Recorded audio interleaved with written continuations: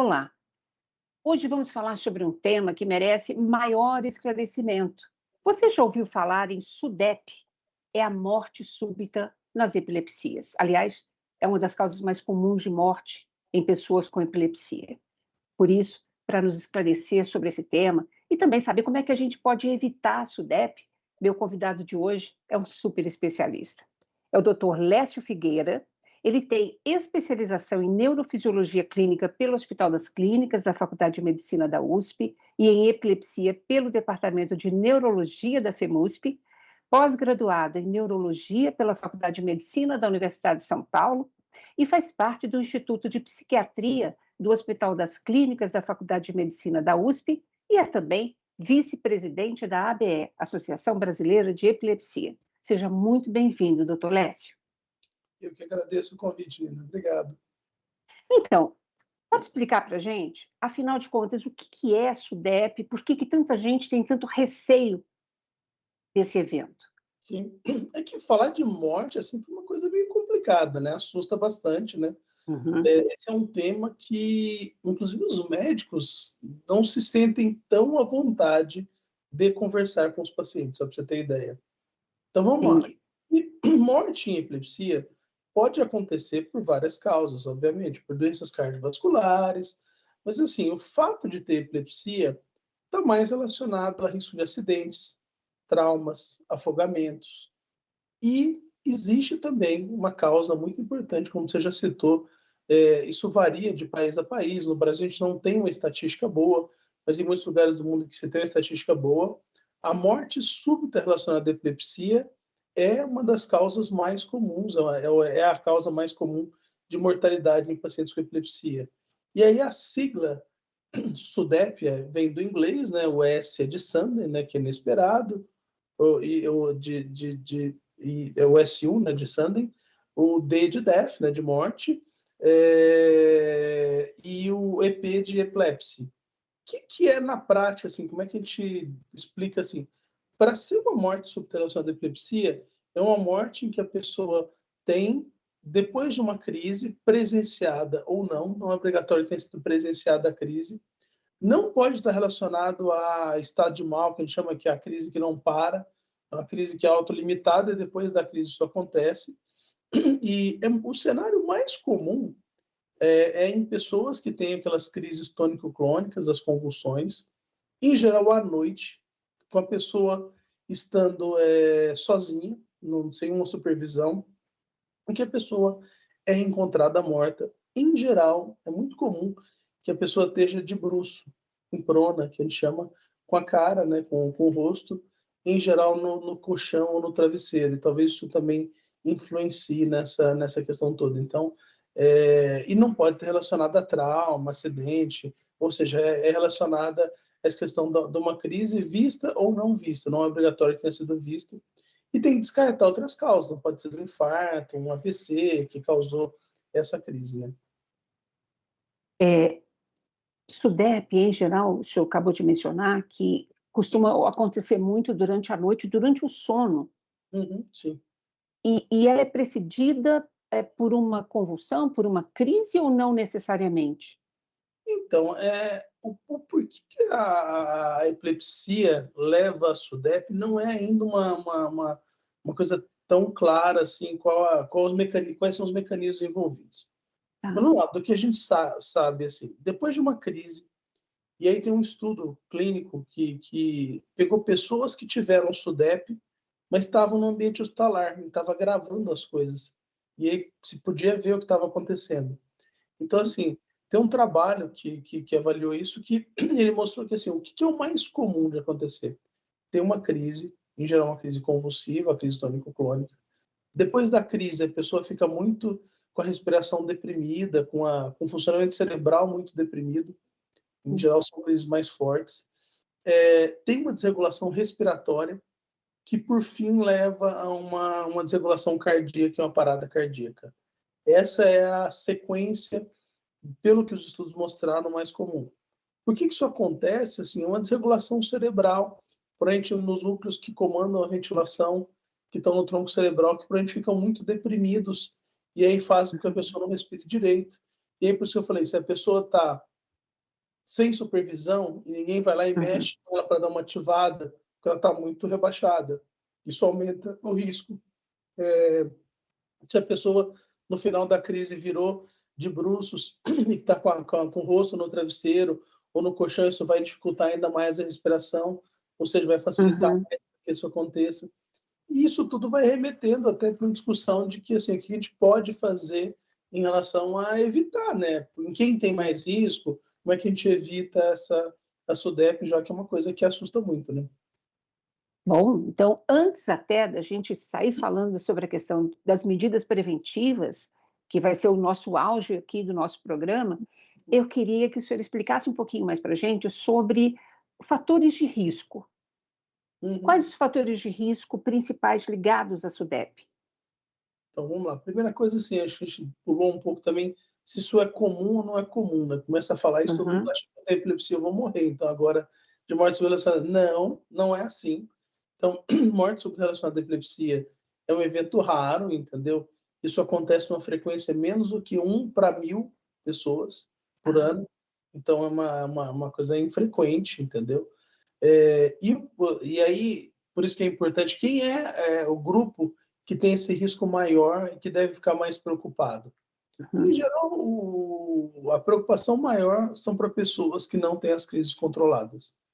Se as crises estiverem controladas, virtualmente o risco é muito baixo, entendeu? Não é uma coisa que a gente deveria ter uma preocupação tão grande, até porque qualquer um pode passar mal, ter um mal súbito, isso pode acontecer com Uhum. qualquer um. Mas assim, se você está com as crises controladas, essa preocupação não deve ser uma coisa que deve tirar seu sono e preocupado. Se você tem as crises descontroladas, mas você não tem crises fortes, não tem nenhum estudo que mostrou que as crises mais leves levem a um risco aumentado de SUDEP. Tem o risco de Tá. trauma, de crise, não deixa de ter risco. Mas crises mais leves, que eu digo assim, uma crise que a pessoa só dá uma saída fora do ar, fica meio esquisita, tem uma alteração transitória da consciência, uma alteração motora localizada.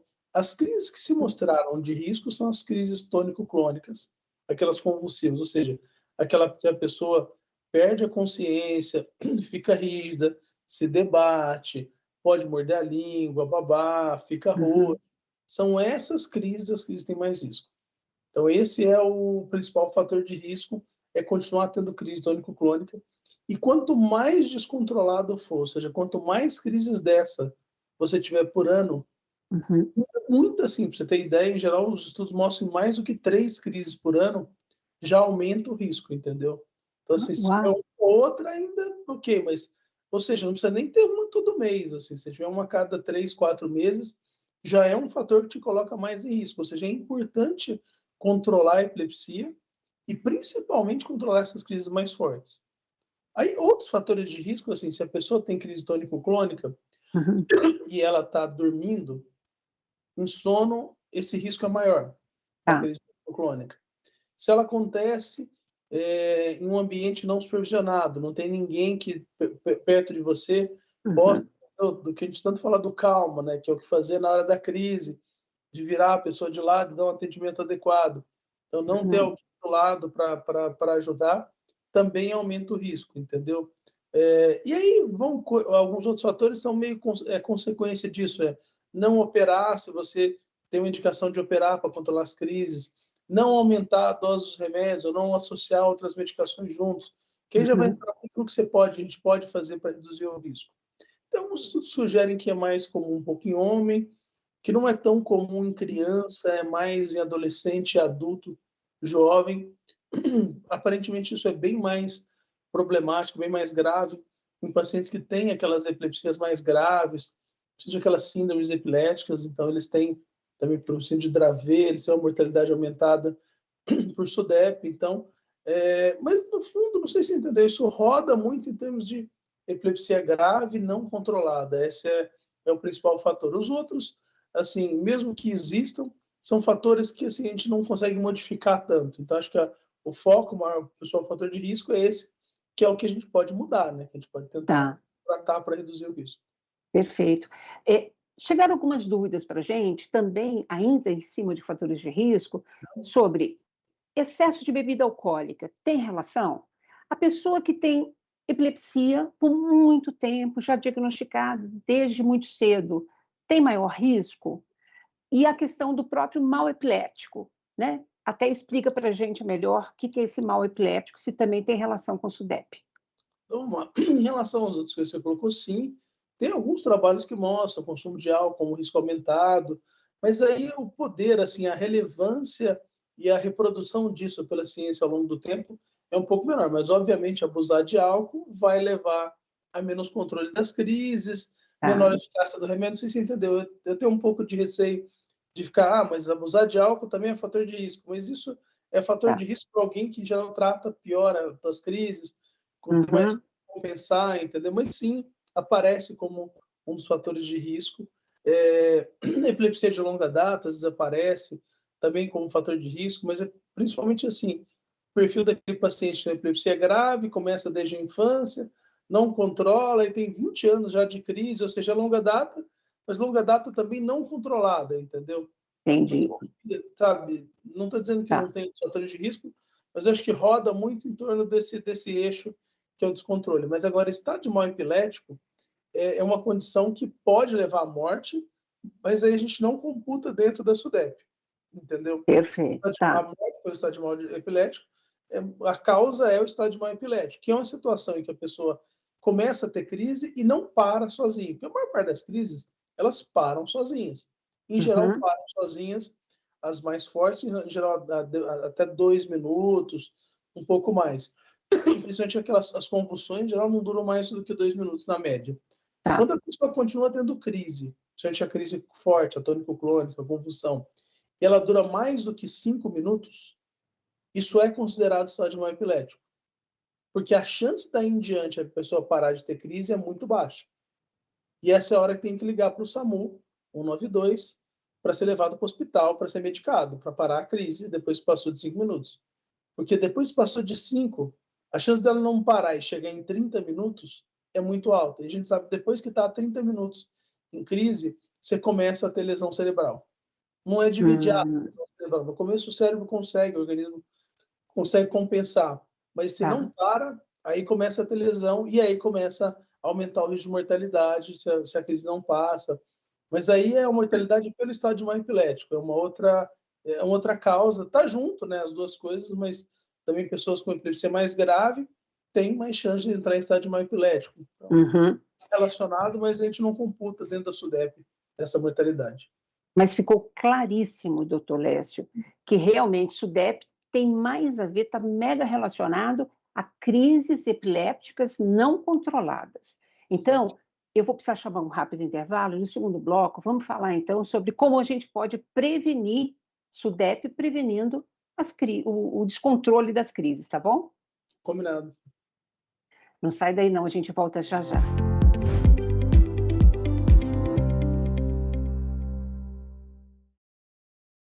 Caso você queira enviar perguntas ou sugestões, é só apontar o seu celular no QR Code que está aparecendo aí na sua tela.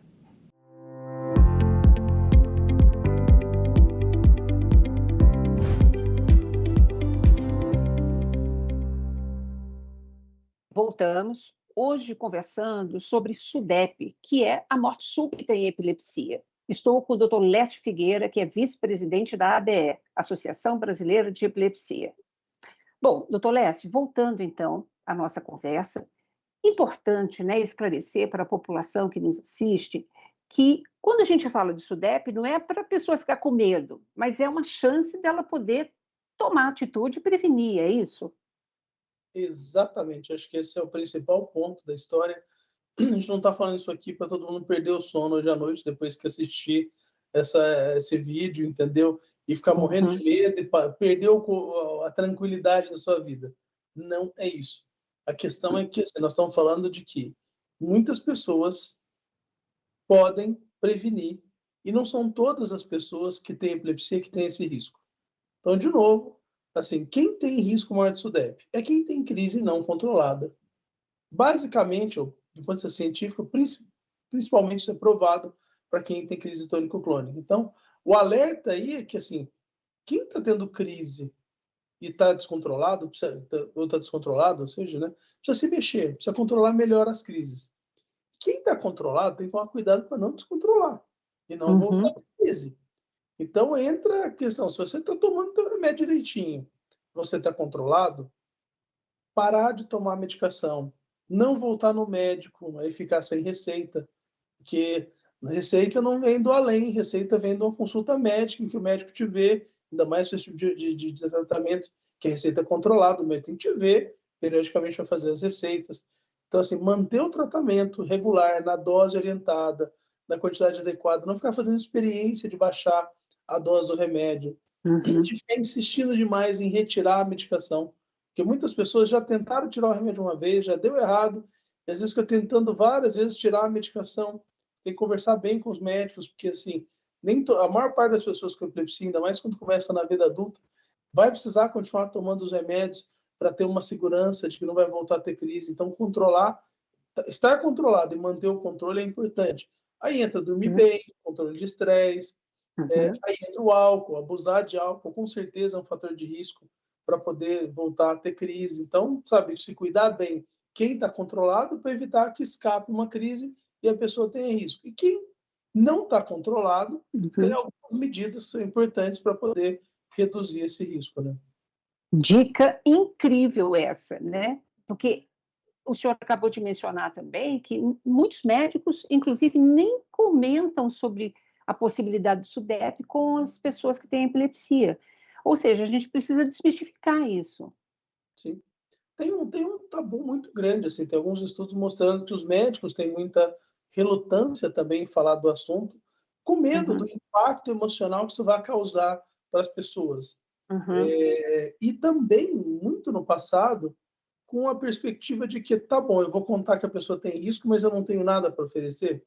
Então, acho que Uhum. esses dois pontos, assim, primeiro que as pessoas vão ficar sabendo. Hoje em dia tem mídia social, tem internet, tem o Google, as pessoas descobrem e elas vão atrás, então elas vão ficar sabendo.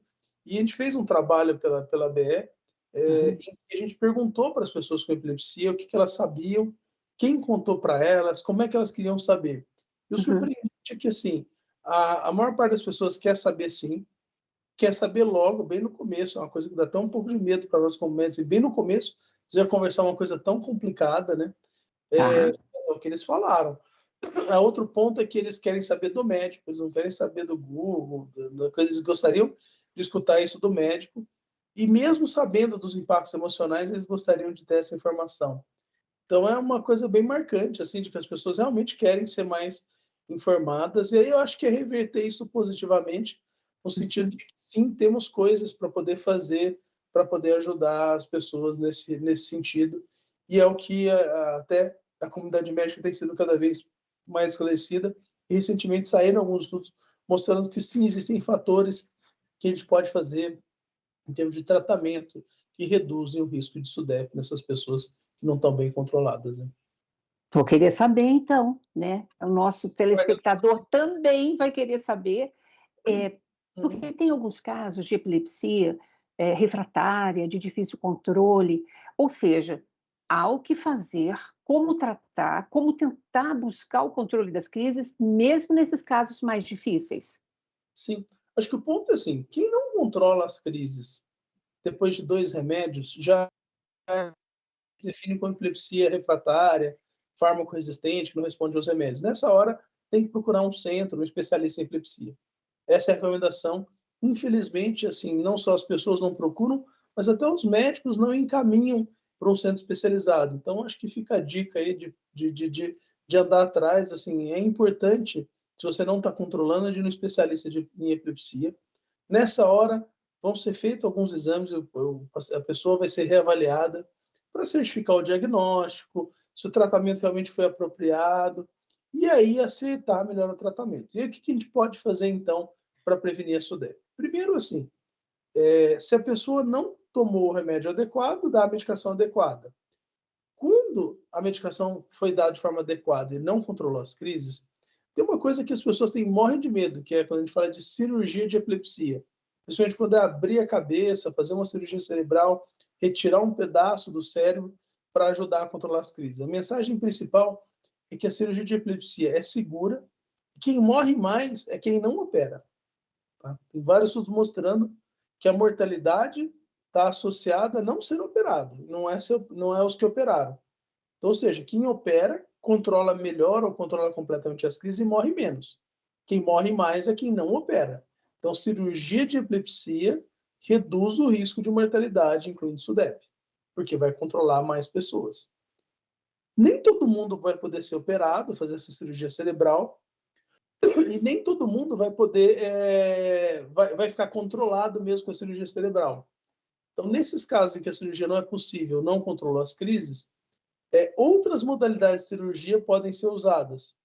Uma das principais são cirurgias em que a gente chama de neuromodulação, que a gente usa aparelhos, como se fosse um marca-passo, e aí tem, pelo menos, tem 2 no Brasil, que é o estimulador de nervo vago e a estimulação cerebral profunda, em que você, através de estímulos elétricos, ou diretamente no cérebro, ou no nervo vago, aqui no pescoço, você faz esse estímulo e você ajuda a controlar as crises. E também tem trabalhos mostrando, com evidência um pouco menor, mas também mostrando que isso parece reduzir também a mortalidade. E em relação a remédios, a questão assim da adesão, como eu já falei, o tratamento, que é tomar o remédio na dose e na frequência com que o médico orientou. Ah, eu tomo um remédio, mas eu vou tomar 2 vezes ao dia. Não, mas eu tomo só à noite, que é mais fácil tomar só uma vez. Não, é tomar o remédio na dose e na quantidade que foi orientada por dia. Isso também está associado a reduzir. E uma coisa que as pessoas têm também medo. As pessoas sempre acham que remédio faz mal, que remédio é ruim, que vai atrapalhar o fígado, que é arriscado, que é perigoso tomar remédio. E aí entra um outro estudo, tem estudos bem feitos, mostrando que em pessoas que continuam tendo crises, colocar mais remédios, associar mais medicações, eu estou falando botar até 3, 4 medicações juntas associadas, reduz o risco de SUDEP. Então, não tem que ter medo do remédio, tem que ter medo de continuar tendo crise. Então, colocar mais medicações, associar mais medicações, também está associado ao risco de SUDEP. E um estudo importante foi feito nos países escandinavos, mostrou que nenhum dos remédios aumentou o risco de mortalidade por SUDEP. Pelo contrário, os remédios estão associados à redução, principalmente os remédios bem escolhidos, os remédios mais novos, alguns deles, claramente levaram à redução de SUDEP. Então, não tem que ter medo de se tratar, tem que ter medo de continuar tendo crise. Isso sim. Perfeito. Como o senhor mencionou, que muitas vezes o SUDEP está associada à pessoa na hora que ela está dormindo, né? É importante, hoje em dia tem, né, alguns aparelhos, até babá eletrônica, que acaba avisando se a pessoa está tendo uma crise. É importante isso também para prevenir? Sim, esse é outro ponto que a gente entrar agora já me puxou, que é a questão da vigilância, da vigilância em crise, vigilância noturna. Então, tem estudo mostrando que pessoas que dormem com outras pessoas no quarto têm menos risco de SUDEP, ou seja, se tiver uma vigilância, se tiver alguém do lado, que na hora da crise vai lá, vira a pessoa de lado para ela não se afogar, entendeu? Segura a cabeça, apoia esse estímulo, reduz a SUDEP. E aí pode ser tanto dormindo no quarto, quanto isso que você colocou, de dispositivos de alerta que avisam. Pode ser uma babá eletrônica, e no Brasil, isso não é vendido comercialmente, mas fora do Brasil, já existem alguns dispositivos, tanto relógios, quanto alguns que você coloca no braço, que eles detectam a crise. E aí eles emitem um alerta para a família, para quem foi especificado, né? Para o telefone, de ligar e mandar uma mensagem avisando que teve crise. Esses dispositivos, assim, eles já foram bastante estudados e eles são capazes, sim, de detectar com uma precisão boa essas crises mais fortes, as convulsões. Problemas dessa história, assim, além do custo, óbvio, do desconforto de ficar usando, que dá bastante falso alarme. Não é tão pequeno o índice de alarme falso. Então, isso dá um certo tilt, porque de vez em quando você vai ter um alarme falso, você vai sair correndo e não é, entendeu? Eles têm tentado melhorar essa questão. E a outra coisa é que não é para qualquer tipo de crise. As outras crises que não as convulsões, aí a detecção do aparelho é menor, não a taxa de efetividade não é tão boa. E o problema final é que assim, ainda não desconheço estudos que mostraram que assim, que o fato de eu usar esses dispositivos realmente levou a uma prevenção, reduziu o risco de SUDEP. Entendeu? Tem toda a lógica para que sim. Eu não estou falando que não devo usar esses aparelhos, não é que não devo, não posso usar eles, mas assim, para dizer que, não, com certeza, tem estudos já mostrando que se você usar um desses dispositivos detecta a crise, você vai reduzir o risco. Não, o que a gente sabe é que tem que ter vigilância. Como é que vai ser Tá. essa vigilância? Aí pode, inclusive, adequar de família para família, deixando a porta aberta, porque essas crises mais fortes fazem um barulho que é possível ouvir, a não ser que a pessoa seja muito, sono muito fundo, né? Muito provavelmente Uhum. não acorde com nada, né? Mas, em Sim. geral, as famílias estão mais já um pouco mais ligadas e aí acabam despertando. Então, sim, a supervisão é um outro fator que reduz o risco do SUDEP. Nossa, perfeito. Nosso tempo, infelizmente, acabou, doutor Lécio. Agradeço super novamente a sua participação. Foi muito importante a gente estar tocando nesse assunto da SUDEP, né, com essa naturalidade, com tanta orientação. Muito obrigada, viu? Nada, eu que agradeço. De novo, essa questão de falar sobre morte é falar do lado positivo, não é falar do medo, do risco, mas de falar do que a gente pode fazer para evitar, entendeu? Essa tem que ser a mensagem é positiva, é de quem tem crise que não está controlada, que tem que se mexer e tem que sim procurar mais tratamento, aceitar mais tratamento para estar mais protegido e não ficar com medo, tá bom? Perfeito. Eu acho que é um direito nosso, né, da gente saber todos os riscos que podem ocorrer, porque só sabendo a gente pode tomar atitude de prevenção na conversa com vocês, especialistas. Muito obrigada mesmo. Nada, obrigado. Obrigada a vocês também que nos acompanham por aqui. Se você quiser rever este ou qualquer outro programa nosso, nos acompanhe nas redes sociais, no canal no YouTube. Rede Câmara São Paulo, sua conexão com a política da cidade. Muito obrigada, gente.